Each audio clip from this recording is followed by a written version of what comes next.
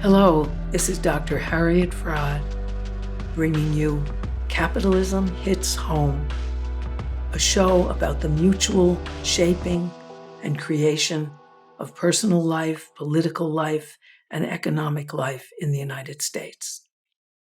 Today, I want to talk to you about a remarkable event, the election of a socialist, Zohran Mamdani, who won the primary for the New York City mayoralty election on the Democratic Party.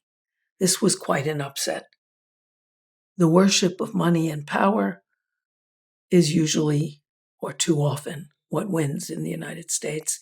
And Zohran is the first socialist to run for mayor since Mayor LaGuardia so many years ago. He ran against Andrew Cuomo, a candidate who stood for corruption, sexual abuse, power, and the support of the wealthy. Everybody knows, and everyone knew, that Cuomo was guilty of sexual assault as well as corruption. Everybody knew. 12 women accused Cuomo of sexually inappropriate behavior. And you could say, well, they might have done that just for notoriety. But actually, in a court of law, one of the women was awarded $450,000 because the state didn't protect her from Cuomo and his sexual advances. Also, Cuomo was guilty of fraud around nursing homes. He said that it was safe for nursing homes to avoid people who were COVID patients, resulting in a doubling of the deaths in nursing homes. And it so happened that the nursing home owners subsidized Cuomo, paid quite a bit for Cuomo. And he was found guilty. Because he was found guilty, he resigned and then came back. In that way, he's quite similar to our president. I guess he figured if Trump could get away with it and come back, he could too. He was elected because money and power seem to have a halo around them sometimes in the United States. And it's very difficult to imagine why. In other countries, if people are found guilty, they can't run. But these two men have run. Now, why is the question? Why? Why could Cuomo raise $25 million, accepting donations like $8.3 million from Bloomberg and millions from Fix the City, which is a pack of wealthy donors with businesses in the city like DoorDash, who wants to pay its delivery workers less, and Uber, who wants to cheat its drivers? Now, how come? How come they're allowed to do with it and get away with this? Well, I think Americans have begun to tolerate corruption and sexism as inevitable. Cuomo did come in second after Mamdani. But sex abuse and grifting, as our president is a model, shows us that those things don't necessarily stand in the way of the trust of the American population. Even though maybe it's resignation on their part. Maybe some people don't feel that any other possibility is really possible. You know, some people feel that money and fame just spare you. There's a rock song by the rock group called Good Charlotte, and it has a couplet on Johnny Cochran, who is a very high-paid and successful lawyer in the United States. In his song, Lifestyles of the Rich and Famous, he says, and by the way, Cochran defended O.J., who was obviously guilty as well as rich and famous, and the song refers to him. He says, well, did you know if you were rich and famous, you could kill your wife? And there's no such thing as 25 years to life, as long as you get the cash to pay for Johnny Cochran. And there's also the case of Jeffrey Epstein, a very, very wealthy man who was originally accused in Florida of the rape of 30 underage women and their sex abuse for money. He was given an amazingly light sentence, which was serving around 13 months of an 18-month sentence. And his punishment was he could be released all day to do what he wanted, and at night he had to sleep in the jail. It also granted him immunity from all other federal criminal charges and silence to the victims of that rape. They were not told what was going on. Well, that parallels the case of Jeffrey Epstein, who was later on accused of rape and abuse of 61 young women, accompanied by fellow rapists who were on the flight logs to Slave Island. Once that was publicized, they couldn't give him the light sentence that they gave him previously. And Epstein was mysteriously allowed to commit suicide in jail under highly suspicious circumstances, because he had, in order to protect himself in his sexual empire, he had tapes recording the rapes. So there were tapes of Trump, of Clinton, of Alan Dershowitz, of Prince Andrew. Well, Epstein was very interestingly killed in the Metropolitan Correction Center. Interesting because the light outside his cell was out. He had made a suicide attempt previously, and the rule at the jail was if you have a suicide attempt, you have to have a cellmate at all times, but his cellmate was suddenly removed. The people who were supposed to watch over him at night were two women on second shifts, so they were working 24 hours. And cellmates, well, not cellmates in his cell, but the people on his cell block heard screams. People don't usually scream for help when they commit suicide. And he was found hanged as a suicide, although some examiners thought that he was deliberately choked to death. So some people who have lots of money and power have a halo around them. I would say a gold halo.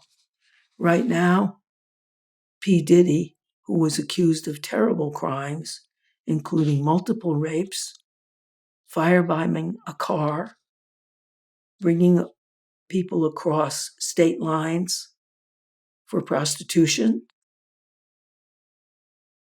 was only found guilty of 3 out of the 5 counts.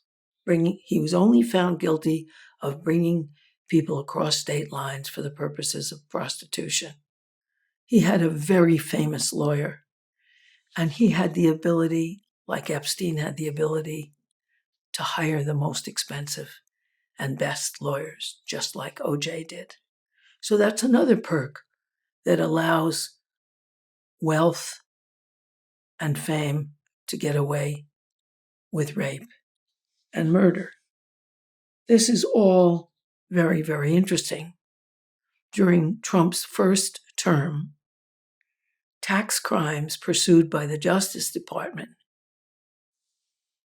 crimes against people who had evaded taxation as corporate taxes and as wealthy taxes, because of course if you're wealthy you can hire a very good tax lawyer to help you hide your crimes. They dropped the persecutions of those crimes, dropped 90% under Trump's first term, showing that money can protect you from crimes.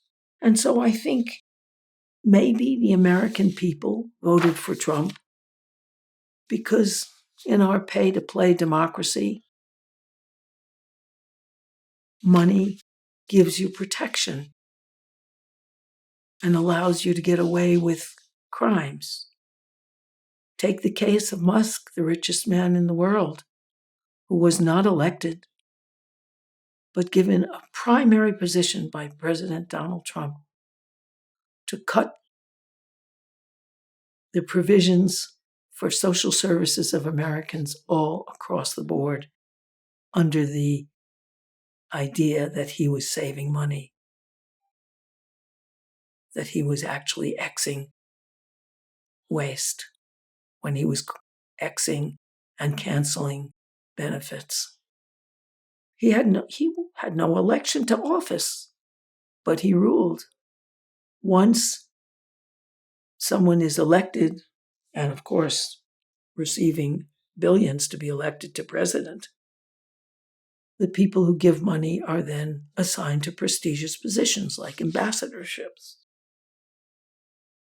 But Mamdani's victory over Cuomo shows us that maybe if you have a socialist who's actually committed to serving people and doesn't have extraordinary money or fame, he was a state assemblyman before, maybe you can win, like people like Alexandria Ocasio-Cortez won in her district, or like Bernie wins over and over again in Vermont.